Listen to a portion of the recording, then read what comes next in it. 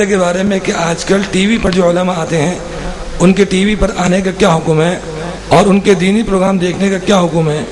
اور ڈیجیٹل تصویر شرعاً تصویر حرام میں داخل ہے یا نہیں، اور آپ کے نزدیک راجے کیا ہے؟ تو اس کا مفتیان کرام نے جو جواب دیا وہ جواب یہ ہے کہ الیکٹرانک میڈیا جیسے ٹیلی ویژن وغیرہ کے بارے میں اتنی بات تو واضح ہے کہ بحالات موجودہ اس پر آنے والے پروگرام معاشرے میں بد اخلاقی، بے حیائی، فحاشی، جرائم اور دہشت گردی کو فروغ دے رہے ہیں، اور ایسے ہی پروگرام اول تو مشکل سے ہی ملتے ہیں جن میں کوئی نہ کوئی شرعی برائی موجود نہ ہو، دوسرے اگر کوئی شخص ٹیلی ویژن اپنے گھر میں رکھے تو یہ بات تقریباً ناممکن جیسی ہے کہ وہ ان منکرات سے محفوظ رہے، لہذا ٹیلی ویژن گھر میں رکھنے سے بحالت مذکورہ اجتنابی کرنا چاہیے۔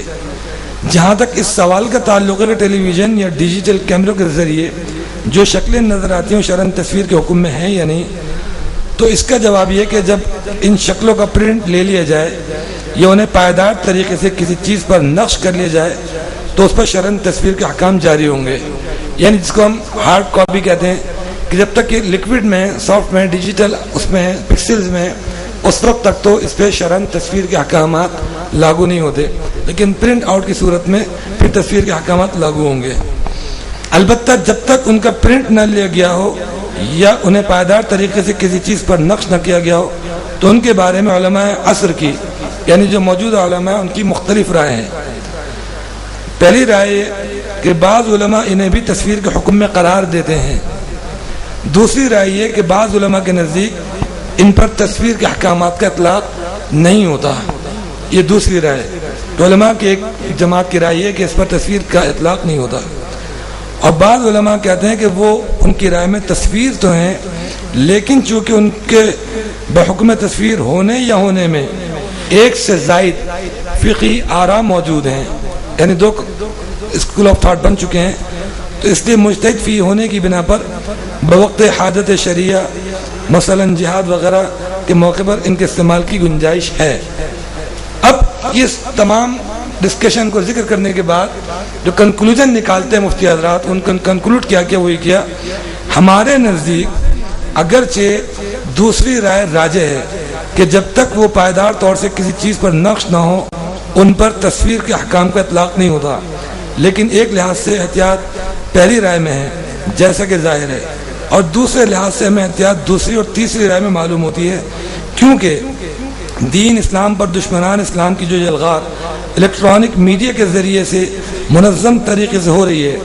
اس سے دفاع کرنا بھی امت کی ذمہ داری ہے۔ یہ بڑا اہم جملہ ہے کہ میڈیا وار کہ جس طرح یلغار ہو رہی ہے اس کا دفاع کرنا بھی ہم پر بہت ضروری ہے، یہ تمام مفتی حضرات کی اس میں بہتر رائے ہے، تو جس سے حتی الامکان عہدہ برا ہونے کے لیے الیکٹرانک میڈیا ٹیلی ویژن کے استعمال کو بروئے کار لانے کی ضرورت ہے۔ یہ حضرات اپنی رائے دے رہے ہیں کہ الیکٹرانک میڈیا ٹیلی ویژن کے ایسے استعمال کو بروئے کار لانے کی ضرورت ہے جو فواحش و منکرات سے پاک ہو، لہذا جو حضرات علماء کرام کے مذکورہ بالا 3 آراء میں سے کسی سے متفق ہوں وہ اس پر عمل کریں اور سب قابل احترام ہیں، اور ان میں سے کوئی بھی ہمارے نزدیک مستحق ملامت نہیں۔ چلیں ون بائی ون کوئسچن آپ شروع کریں، میں شارٹ آنسر دے دوں۔ السلام علیکم سر۔ وعلیکم السلام۔ میرا نام سید واجد علی ہے اور میں ایکچوئل سائنس کا اسٹوڈنٹ ہوں۔ سر جیسا کہ آپ کو معلوم ہے کہ ہمارے معاشرے میں کو ایجوکیشن عام ہو گیا ہے، تو اس طرح سے لڑکے لڑکیوں کا ساتھ پڑھنا صحیح ہے؟ جی دیکھیے آپ کا سوال بڑا اہم ہے، جو ہمارا ایک پورا کلچر سوسائٹی ڈیولپ ہو چکا کہ سیپریٹ ایجوکیشن بہت کم رہ گئی اور کو زیادہ رہ گئی، لیکن ہم تعلیم کے میدان میں اپنے آپ کو اسٹرانگ کرنے کے لیے حتی الامکان شریعت کو مد نظر رکھتے ہوئے آگے بڑھنے کی کوشش کریں۔ جہاں مجبوری ہو وہاں مجبوری کے اندر تو دیکھیے بہت ساری ایسی ہماری مثالیں ہیں کہ علماء کرام بھی جہاں دیکھتے ہیں کہ مجبوری ہے تو وہاں وہ آگے اس حالت کو دیکھتے ہوئے اسٹیپ لیتے ہیں۔ میں آپ کو اس کے لیے نیشنل اسمبلی کی مثال دوں کہ وہاں پہ خواتین بھی آ کے بیٹھتی ہیں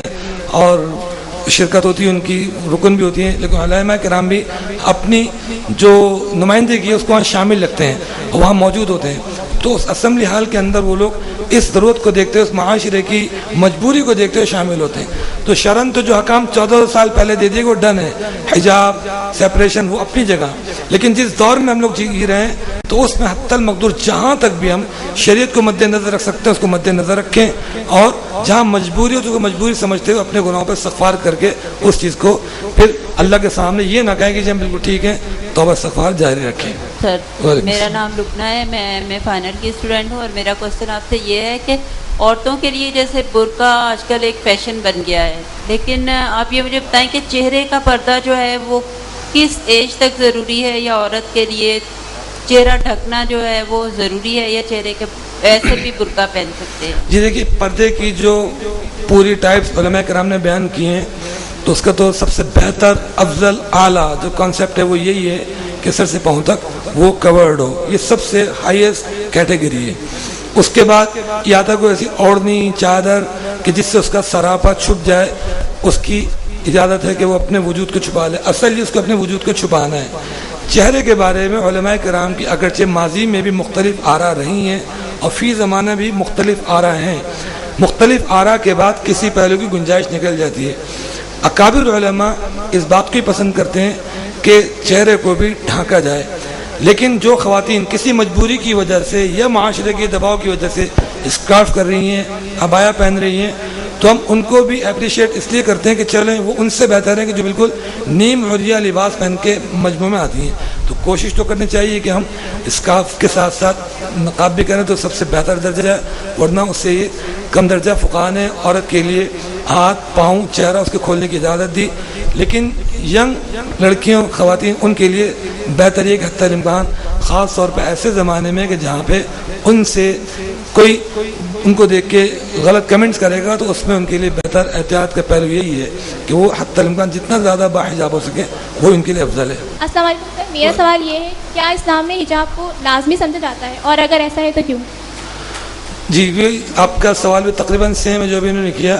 کہ حجاب ایک واحد اسلام مذہب ہے کہ جس کے اندر حجاب کو ایک خاتون کے لیے ایک لڑکی کے لیے بتایا گیا اور اس پہ عمل بھی کرایا گیا. اور الحمدللہ ہمیں اس بات پہ فخر بھی ہے کہ پوری دنیا کی مسلم امہ کی خواتین، لڑکیاں، جوان، بوڑھیاں سب حجاب کرتی ہیں اور کرنا چاہیے. ان کیس اگر کوئی فیشن میں کہہ لیجئے، معاشرے کی وجہ سے کہہ لیجئے کوئی حجاب نہیں بھی کر رہی تو اس کو کم از کم یہ بات ذہن میں رکھنی چاہیے کہ ہمارے مذہب میں یہ حجاب ہے اور ہم حتی المقدور اس کی طرف اپنے آپ کو مائل کریں. ایک وقت آتا ہے کہ ہمت بڑھتی ہے اور انسان اس حجاب تک پہنچ جاتا ہے جو شریعت نے ہمیں بتایا ہے. ہم چونکہ ایسے ماحول میں جی رہے ہیں تو میری اور ہماری کوشش یہ ہوتی ہے کہ فورس نہ کرے کسی کو، اس کو اپنی خواہش پہ چھوڑ دیں. اللہ سے دعا کریں کہ وہ جتنا حد تک ہماری بیٹیاں، بہنیں، اسٹوڈنٹ وہ مذہب کے قریب سے قریب پر آ سکیں تو اتنا قریب آ جائیں. تو حجاب تو ایک طے شدہ چیز ہے، اس میں کوئی انکار کی گنجائش نہیں ہے، لیکن معاشرے کے اعتبار سے ہم اپنی اسٹوڈنٹ کو بہتر سے بہتر تربیت دینے کی کوشش کرتے ہیں. رفیع خان ہے اور میں ڈپارٹمنٹ آف اسٹیٹسٹکس کا اسٹوڈنٹ ہوں. مجھے آپ سے سر یہ سوال پوچھنا ہے کہ منگنی میں آج کل جو ملنا جلنا جو ہوتا ہے لڑکے لڑکیوں کا، کیا یہ جائز ہے کہ نہیں؟ کیونکہ آج کل جو مارننگ شوز جو ہوتے ہیں اس میں بھی یہی تقریبات دکھائی جاتی ہیں کہ ایک ساتھ سب کچھ ہو رہا ہے، تو کیا یہ جائز ہے کہ نہیں؟ جی دیکھیے، منگنی کے بارے میں تو کانسیپٹ کلیئر کیا جا چکا. بات یہ ہے کہ ہمارے شوز نے، ہم لوگوں کی سوسائٹی نے بہت ساری چیزیں مکس اپ کر دی ہیں، اور ہماری کوشش یہ کہ ینگسٹر کے ساتھ کمیونیکیشن کی بنیادی وجہ یہ ہے کہ ان میں رفتہ رفتہ اویئرنیس لائی جائے کہ ہم بسا اوقات آہستہ آہستہ حدود اللہ کو کراس کرتے کرتے بہت آگے بڑھ جاتے ہیں. تو بے حجابانہ اختلاط اس کی شریعت میں پسندیدگی کا اظہار نہیں کیا گیا، ناپسند کیا گیا ہے. تو منگنی وغیرہ کے بعد ملنا بھی سیم ایسا ہی کہ جس طرح ایک اجنبی لڑکی سے ملنا ہوتا ہے تو منگنی کے بعد رشتہ قائم نہیں ہوتا. ایک حد تک، اتنے حد تک تو شروع میں رشتہ ہونے سے قبل کہہ لیجئے اجازت ہے کہ ایک دوسرے کو انڈرسٹینڈنگ کے لیے بڑوں کی نگرانی میں اگر وہ ایک دوسرے کو سمجھنے کے لیے ان کی سیٹنگ اور میٹنگ ہوتی ہے کہ وہ ایک دوسرے کو سمجھ سکیں تو بہرحال اس کی تو اجازت اور گنجائش ہے. لیکن جس طرح ایک بے حجاب گیدرنگ کا کانسیپٹ ہم لوگوں نے بنایا ہوا ہے تو اس سے بہرحال ہر مسلمان بچتے بھی اور بچنے بھی چاہیے. اور عموماً ہر لڑکا اور لڑکی ہمارے اتنے باشعور ہیں جو الحمدللہ ان غلط کاموں سے اپنے آپ کو بچاتے ہیں اور بچانے کی کوشش کرتے ہیں. अस्सलाम वालेकुम सर। वालेकुम अस्सलाम। सबसे पहले तो आपको हज और डॉक्यूमेंट्री के लिए बहुत बहुत मुबारक हो। शुक्रिया। और सर मैं ये कहना चाह रही थी कि जो डॉक्यूमेंट्री आप बनाने वाले हैं इंशाल्लाह, उसमें आप एक ऐसा रोल मॉडल ज़रूर रखिएगा जो हम न्यू जनरेशन या फिर हम जो स्टूडेंट्स हैं उनके लिए गाइडलाइन हो, जो हमें गाइड कर सकें कि ताकि हम अपनी